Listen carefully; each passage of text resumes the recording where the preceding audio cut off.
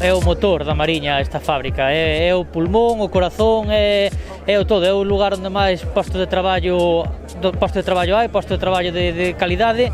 Se a fábrica non está, casi 2000 persoas que traballamos nela, nos quedamos sin traballo, a Mariña Lucense sabemos que vai morrer.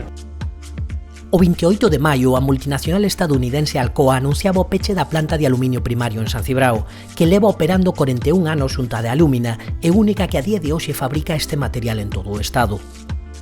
Isto suporía a destrución duns 1000 postos de traballo entre os directos e nas auxiliares, xerando incertidume sobre a continuidade de todo o complexo e das 3000 familias que dependen del. O peche sería un duro golpe á economía da comarca da Mariña e de toda Galiza, que padece desde hai décadas políticas de desertización industrial que nos abocan a unha economía aínda máis dependente e improductiva, centrada no sector servizos e perpetuadora dun modelo precarizador e empobrecedor. E todo isto, ademais, en pleno agravamento dunha crise económica sen precedentes. Para unha comarca como a da Mariña, o posible peche desta factoría significaría, a morte económica da comarca, non? Así, pero para xa. Probablemente a guinda do pastel da situación de crise na que estamos envoltos. Foron un montón das empresas que pecharon, Muebles Hermida, Costiñas, empresas do sector, como esas dúas do sector da madeira, pero tamén houve recortes de emprego en outras moitas industrias da comarca e isto se está convertindo nun deserto industrial.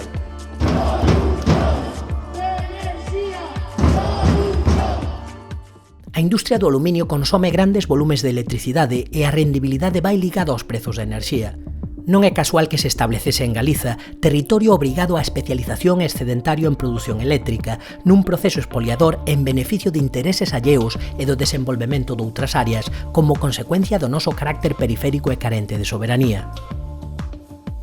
Mentres Galiza padece os custes ambientais e sociais tanto do establecemento como do peche de industrias electrointensivas sen plans alternativos, négasenos até a posibilidade de compensacións en forma dunha tarifa eléctrica galega, tal e como propuxo a CIGA mediante unha ILP aprobada no Parlamento galego en 2016 e anulada de facto pola Xunta do PP en 2017, que ca súa política obstrucionista se colocou como parte do problema. O goberno da Xunta ten sido o principal escollo xunto co goberno español en que exista en Galiza a posibilidade de que nos aproveitemos de ese recurso que expolia o noso país, que degrada o noso medio ambiente e que en vez de convertirse en xerador de emprego e de industria, convírtese en todo caso en elemento contaminante e en creador de pobreza, emigración e perda de capacidade de industria. É así como, paradóxicamente, padecemos unha das facturas eléctricas máis caras de toda Europa, en exclusivo beneficio dos oligopolios eléctricos. Os altos prezos de enerxía van ligados íntimamente á privatización das eléctricas, que, como no caso de Endesa, pertenceran ao Estado até a súa venda. O propio complexo de Alúmina Aluminio en San Cibrao foi propiedade do Estado español desde a súa instalación até a privatización parcial co goberno do PSOE en 1985 e mal vendida á multinacional Alcoa en 1998 polo goberno do PP na súa vaga privatizadora, cun resultado contable de perdas multimillonarias para o erario público.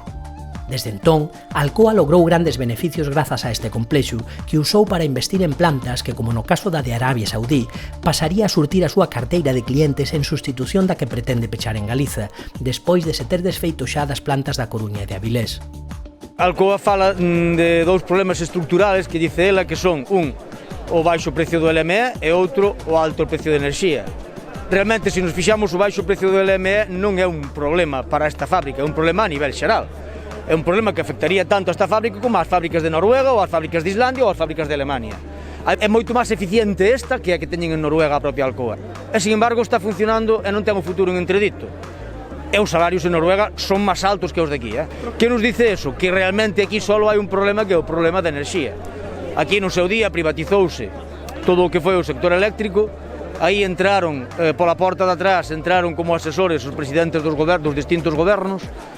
E agora mesmo temos secuestrada a enerxía eléctrica, algo que deberá de ser de todos. Entendemos que é fundamental que o goberno español aprobe o Estatuto Electrointensivo de acordo ás propostas que desde a CIGA fixemos desde o primeiro momento. Porén, e fora das excusas de Alcoa, é posíbel manter a actividade. Como demostra un informe da CIGA encargado á Universidade da Coruña, o Estado pode intervir a planta e mesmo nacionalizala para procurar a viabilidade, mesmo sen contravir a legislación comunitaria. Así o demostra o caso do complexo de aluminio en Portovesme, en Cerdeña, que a pesar da tentativa de Alcoa por pechalo, foi resgatado grazas á intervención do Estado italiano logo de anos de dura loita obreira. Hoxe, a actividade retomouse con participación pública estatal e autonómica da empresa privada e mesmo do propio persoal, que retén un 5% das accións. O exemplo de Portovesme evidencia de que só mediante a loita poderemos conservar os postos de traballo.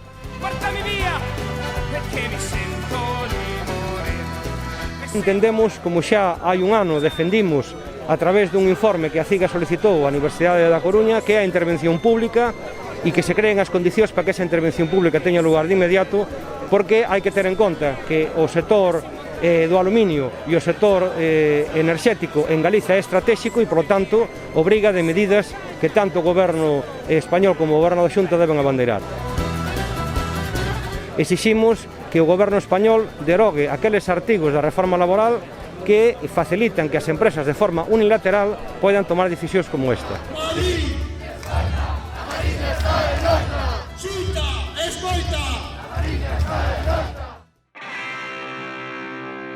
Para termos futuro como clase traballadora e como pobo, Galiza ten dereito a unha transición enerxética xusta e alternativas reindustrializadoras que nos permitan abandonar o papel colonial que históricamente se nos impuxo, avanzar nun cambio de modelo productivo e de consumo e nunha maior igualdade social.